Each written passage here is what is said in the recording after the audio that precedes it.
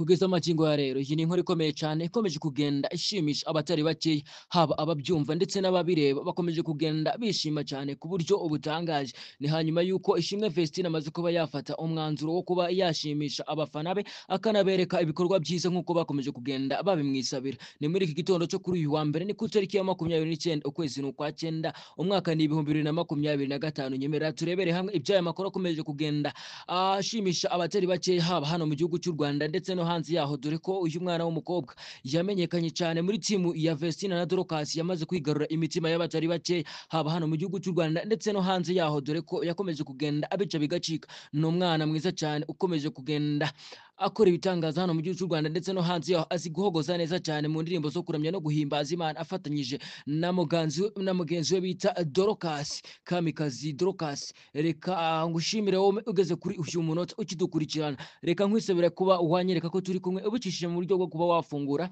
ibuto ya subscribe. Nimba wamaze kuyifungura, nanjye nguhereje ikaze, nkwifurije gukomeza kugubwa neza ndetse ibyo ukora byose kandi bikomeze bikugendekere neza gatanu kuri gatanu nk'uko ubyifuza.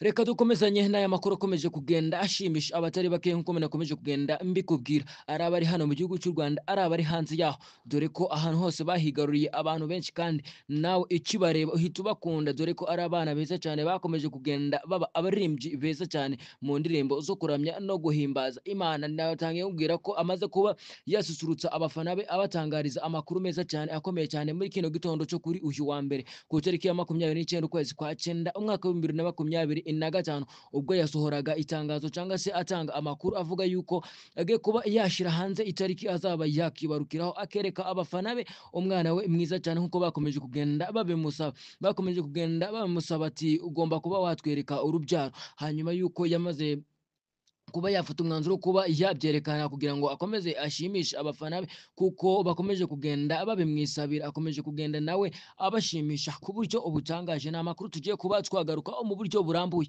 Urasabwa kuba wabanza wadukandira kuri iyo buto ya subscribe kugira ngo dukomeze kugenda twubaka uno muryango wacu wa Wikipedia Rwanda hano kuri YouTube. Nimba wamaze kuba wanyiyungaho ubicishije mu buryo bwo gufungura ibuto ya subscribe, ngo hayi ikaze, nkwifurije gukomeza kugubwa neza ndetse kandi ibyo ukora byose bikomeze bikugendekere neza gatanu kuri gatanu nk'uko ubyifuza. Kugeza amagingo ya rero iyi ni inkuru ikomeye cyane ikomeje kugenda ishimisha abatari bakeya, haba ababyumva ndetse n'ababireba bakomeje kugenda bishima cyane ku buryo ubutangaje. Ni hanyuma y'uko Ishimwe Vestine amaze kuba yafata umwanzuro wo kuba yashimisha abafana be akanabereka ibikorwa byiza nk'uko bakomeje kugenda babimwisabira. Ni muri iki gitondo cyo kuri uyu wa mbere, ni ku itariki ya 29 ukwezi n'ukwa cyenda umwaka ni 2025. Nyemerera turebere hamwe iby'aya makuru akomeje kugenda ashimisha abatari bakeya, haba hano mu gihugu cy'u Rwanda ndetse no hanze yaho, dore ko uyu mwana w'umukobwa yamenyekanye cyane muri timu ya Vestine na Dorcas, yamaze kwigarura imitima y'abatari bake, haba hano mu gihugu cy'u Rwanda ndetse no hanze yaho, dore ko yakomeje kugenda abica bigacika. Ni umwana mwiza cyane ukomeje kugenda akora ibitangaza hano mu gihugu cy'u Rwanda ndetse no hanze yaho, azi guhogoza neza cyane mu ndirimbo zo kuramya no guhimbaza Imana, afatanyije na mugenzi we bita Dorcas, Kamikazi Dorcas. Reka ngushimire wowe ugeze kuri uyu munota ukidukurikirana, reka nkwisabire kuba wanyereka ko turi kumwe ubicishije mu buryo bwo kuba wafungura ibuto ya subscribe. Nimba wamaze kuyifungura, nanjye nguhereje ikaze, nkwifurije gukomeza kugubwa neza ndetse ibyo ukora byose kandi bikomeze bikugendekere neza gatanu kuri gatanu nk'uko ubyifuza.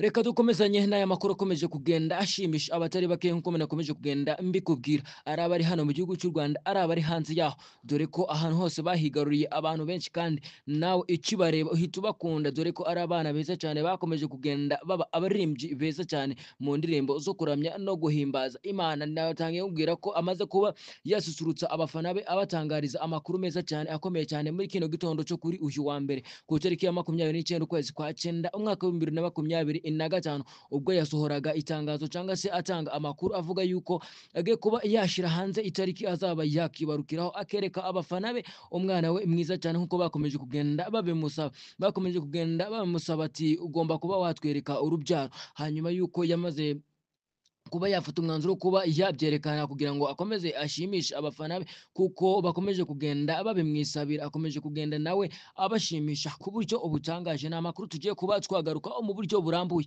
Urasabwa kuba wabanza wadukandira kuri iyo buto ya subscribe kugira ngo dukomeze kugenda twubaka uno muryango wacu wa Wikipedia Rwanda hano kuri YouTube. Nimba wamaze kuba wanyiyungaho ubicishije mu buryo bwo gufungura ibuto ya subscribe, ngo haye ikaze nkwifurije gukomeza kugubwa neza ndetse kandi ibyo ukora byose bikomeze bikugendekere neza gatanu kuri gatanu nkuko ubyifuza.